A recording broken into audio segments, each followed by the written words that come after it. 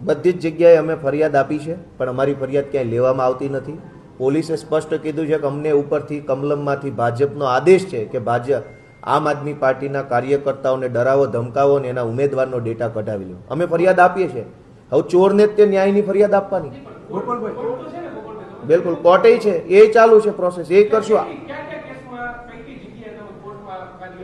અમારા ધરમપુરમાં, વાંસદામાં, પાલનપુરમાં, સુરેન્દ્રનગર, ચોટીલા, નવસારી, નરોડા આટલી જગ્યાએ અમારા જે કંઈ કાર્યકર્તાઓને હેરાન કર્યા છે એમાં અમે પોલીસની વિરુદ્ધમાં ફરિયાદ આપવા માટે સૌથી પહેલાં પોલીસમાં રજૂઆત કરી છે.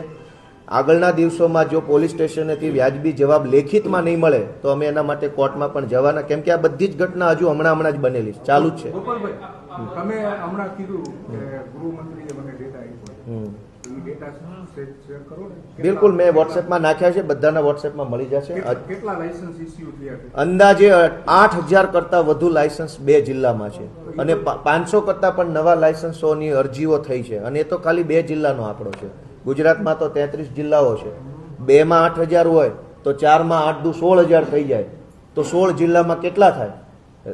ખાલી રેન્ડમ આંકડો પકડીએ લોજિકથી તો પણ ખૂબ મોટી સંખ્યામાં ગુજરાતના લોકો હથિયાર લાયસન્સો લઈને ફરવા લાગ્યા છે, કેમ કે લોકોને ખબર છે કે અમને કંઈ તકલીફ પડશે તો પોલીસના ભરોસે રહેવાય એમ નથી, પોતાની સુરક્ષા સૌએ જાતે જ કરવી પડશે. ગોપાલભાઈ,